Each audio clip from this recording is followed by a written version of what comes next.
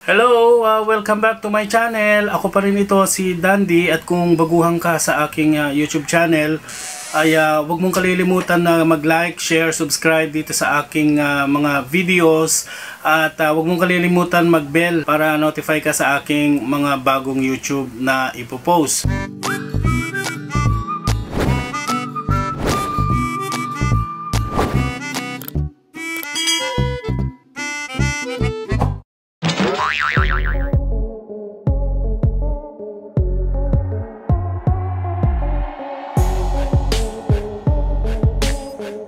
Para sa atin ito, mga baguhang YouTube vloggers, dahil kahit ako ay halos nagsisimula pa rin ako ngayon, kaka-start ko noong April. Pero nag-start talaga akong mag-post ng mga videos ay noong 2016 pa. Ako kasi favorite kong panoorin dati yung PBA. Since bata pa ako, nahiligan ko na manood ng basketball sa PBA. Ako po ay isang taga-Barangay Ginebra. So noong 2016, naisipan kong gumawa ng videos. Noong time na yun, trending itong pagkakapanalo sila. So dahil sa very inspired ako noon, ginawan ko sila ng video. Tapos pagkatapos ko silang gawan ng video ay pinost ko sa aking YouTube channel.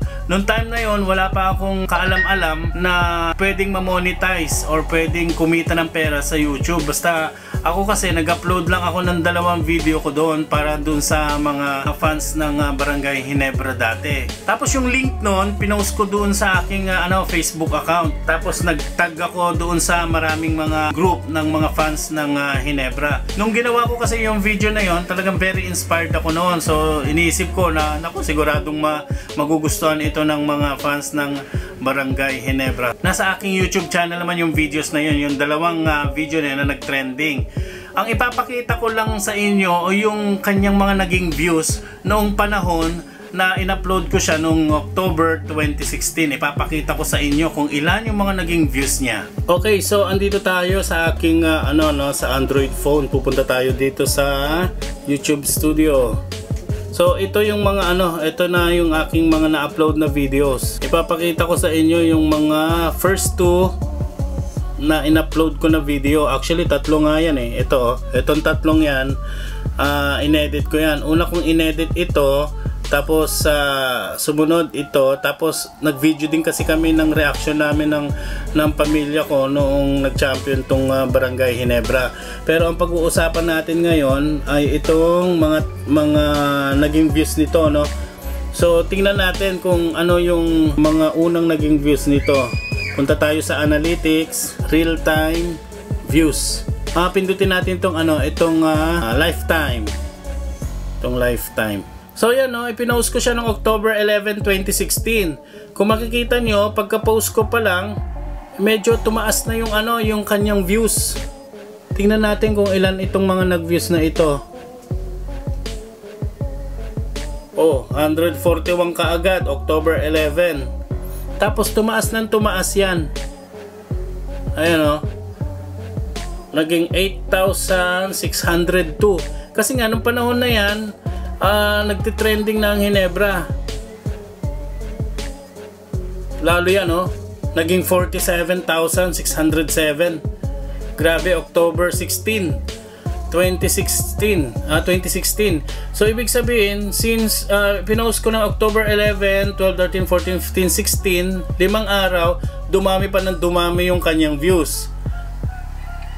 Tapos lumipas ang ilang araw, yan, syempre, pababa siya ng pababa, pero malaki pa rin yan, 24,000, Tapos, dumating ang October 26, 1,000 na lang, 1,657.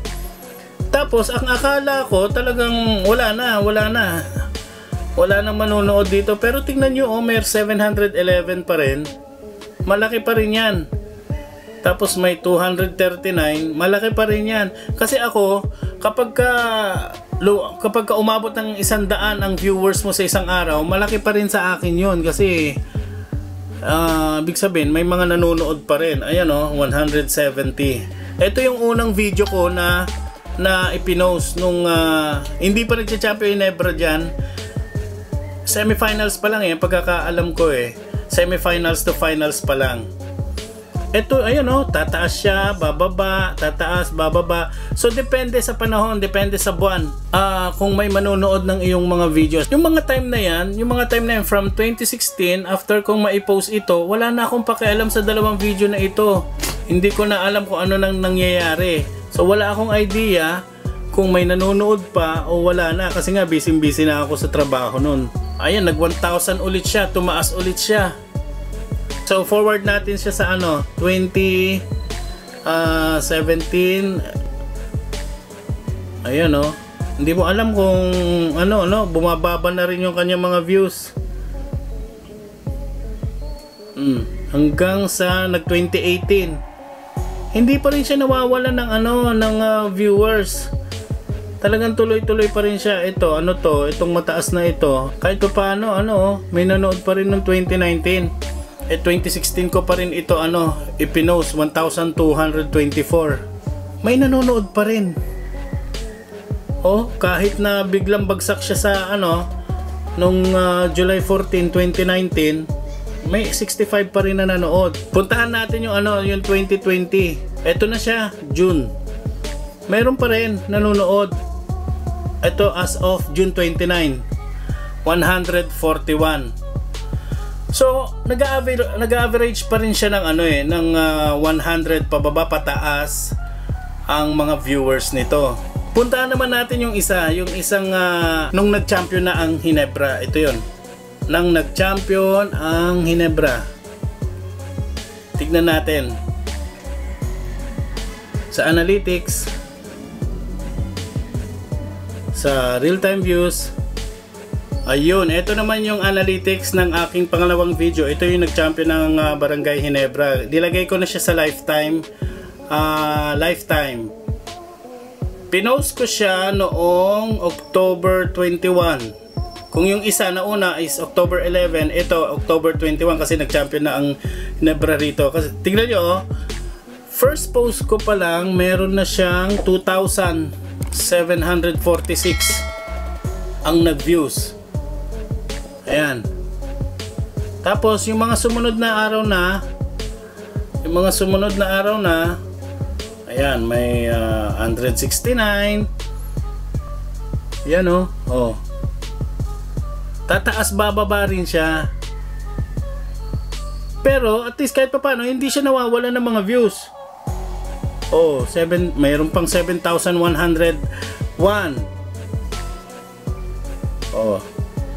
Anong mga taon ba ito? 2019. So ibig sabihin, kapag ka talaga nag-post ka ng YouTube mo at nagustuhan ng mga tao, at nagustuhan ng mga viewers mo, ng mga fans, talagang babalik-balikan nila yan kasi nga gustong-gusto nilang panoorin, paulit-ulit nilang panonoorin yan araw-araw. Tataas, bababa. Dumating na tayo sa 2020. Hanggang ngayon hindi pa rin nawawalan itong video kong ito. Kasi nga pag once na nag-trending ng iyong video, maaaring i-recommend ka na ni YouTube na panoorin nyo itong video na ito. I-recommend ka at i-recommend ka talaga. Ngayon, bakit nga ba ako tumigil? Bakit nga ba nahinto ako sa pagpo-post ng video na yon? Actually, after ko mag-post ng 3 video, in-stop ko muna. Gaya nga na sinabi ko, wala naman kasi akong idea noon na na magti-trending yung mga videos na yon. At saka pagkatapos kong ma-views, wala na siguro 2, 3, 4 na beses ko lang na monitor yon na na marami pala nanonood. So, tuwan-tuwa ako na may mga nakapanood at dumami siya ng dumami. Siguro the last time na napanood ko yun, binuksan ko yun noong 2016, meron na siyang 100,000 views. So after nun, wala na. Hindi ko na alam kung ano nangyari. Hindi ko na alam na yung YouTube channel ko palang ito, pwede ko siyang i-monetize. Wala naman akong idea noon kasi ako tuloy-tuloy lang ako sa trabaho ko noon as an editor sa isang kumpanya, kaya wala, napabayaan ko siya. So from 2016 October, 2017, 2018, 2019, 2020, wala. Zero. Bumaba na ng bumaba yung views ng aking tatlong video na yon. Pati subscriber ko kahit papano noong time na yon tumaas ng tumaas. Nagkaroon siya ng 2,000 na subscriber. So pwede na siyang pwede na siyang i-monetize. Pero alam nyo ba, itong lockdown lang na ito, nung nagka-COVID, saka ko lang naasikaso. So pagkabukas ko ng aking YouTube channel, tinignan ko kung kamusta na kaya itong aking YouTube channel na ito. Pagkabukas ko, grabe, nakita ko ang dami na rin palang views ng tatlong video na yun. So nung nag-try ako na mag-apply sa Google AdSense, ilang araw lang, 2 days, 3 days, ayun, na-approve na ako for monetization. Kung nalaman ko lang noon, nung 2016, na na-monitor ko siya, na dumadami na ang views at pwede na ako sa subscribers, sana sumusweldo na rin sana ako. Pero hindi pa naman tapos ang laban Talagang hanggat may panahon pa, pwede pang ipagpatuloy. So parang back to zero ako. Kumukuha ulit ako ng mga subscriber ko. Nag-iipon na ako ng mga views. Nag-iipon na ako ng revenue. So kung makikita ninyo, tingnan ninyo itong aking YouTube videos. Siguro meron na akong 40 videos sa aking YouTube channel. Pero tingnan mo yung mga views nyo. May 27 lang, may 29, may 14, 29, 23. So swerte ko na kapag may nag 200, 100, 172, yan. Kahit pa paano may mga umaabot ng ng 100. Pero karamihan hindi umaabot ng 100. Siguro pinakamababa ay 20 ganon. So okay lang yan. Okay, so ito na yung tatlong nagpasikat sa akin na videos. Nang nag-champion Ginebra, Brownlee, at saka sana manalo Ginebra.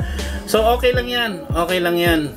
Ayan, so kung nakita ninyo yung aking mga videos ko, konti pa lang yung mga views ko sa bawat video ko, okay lang yan. Dahil ako'y naniniwala naman na pagdating ng ilang buwan, ilang panahon, dadami rin naman yung ating views. Basta tuloy-tuloy lang tayo sa paggawa ng ating mga videos. Basta gumawa tayo ng maayos, yung may content quality na videos. Kasi kapag tinatamad tayo, walang bibili sa ating mga videos. Kasi halimbawa, parang tindahan niya, may tindahan ka nga, nakasarado ka naman, tinatamad ka naman. Kung hindi ka nagbubukas, walang bibili niyan. So kailangan buksan natin, upload tayo ng upload ng mga videos natin para may manood sila. Kasi kapag may naisip tayo, gawin natin kaagad, wag natin katatamaran. Sayang yung naiisip mo na yan, na kapag hindi mo ginawa, walang manunood. So para sa ating mga baguhang vlogger, sana wag tayong magsasawa na gumawa ng maraming videos dahil hindi natin alam, darating ang ilang buwan, ang ilang panahon, kapag once na may nanood sa yung videos at dumami, ire-recommend ka ni YouTube na panoorin nyo itong video na ito. At siguradong sigurado, hindi mo namamalayan, dumadami na ang iyong subscriber, ang iyong views. At yung isang taon na palugit ni YouTube, matagal pa yan matagal yan, pwede nating habulin yan So kailangan consistent tayo sa ating paggawa ng video. Ako, naniniwala ako na kahit konti lang yung mga views ko, darating ang time, marami rin ang manonood dyan. So sana may natutunan kayo sa aking videos at sana na-inspire ko kayo na wag mapapagod, wag tatamarin, at kailangan tuloy-tuloy lang tayo sa pagpo-post, sa paggawa ng makabuluhan at maayos na mga videos. Okay, so kung nagustuhan mo itong aking video na ito, wag mong kalilimutan mag-like, share at mag-subscribe. At pindutin muli ang aking bell para ma-notify ka sa aking mga bagong videos. Okay, maraming salamat po.